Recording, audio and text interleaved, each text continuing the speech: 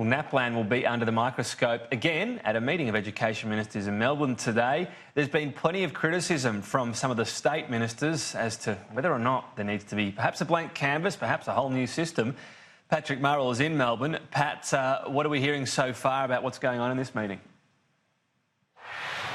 Well, it certainly is a rigorous discussion inside. It's actually been delayed, and the COAG education meeting just behind me at the Sofitel in Melbourne is running behind schedule at the moment. Top of the list to discuss, though, is NAPLAN. We saw a New South Wales Education Minister, Sarah Mitchell, come out against that quite strongly today. She says that NAPLAN in 2019 is no longer fit for purpose in this modern era. Students deserve a modern test. And she doesn't want to throw the baby out with the bathwater. She doesn't want to do away with standardised testing as a whole. She wants what's called a diagnostic test, which should be on demand, tailored to the curriculum, focused on student growth and development, and also contains a component of informative writing.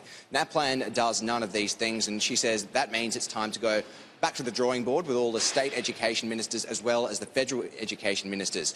We know that this has broad support from education groups. The Education Union was never a fan of NAPLAN. David Gonski, in a review last year of the education system, supported an on-demand testing system, saying it would give better feedback to students. State education ministers are generally supportive, including Victorian Education Minister James Merlino, who's been supportive of this for quite a while. He says that after 10 years of NAPLAN, it's time for a change. Take a listen.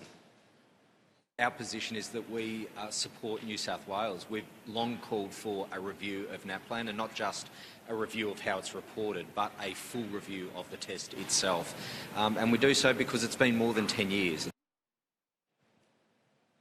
Now, also being discussed today is the issue of mobile phones at schools. We saw this week the Victorian government move to ban mobile phones from schools. That'll begin next year, and they would like to see other states follow suit. We are expecting an update from the Federal Education Minister, Dan Tehan, in about an hour, so we'll bring that to you live on Sky News.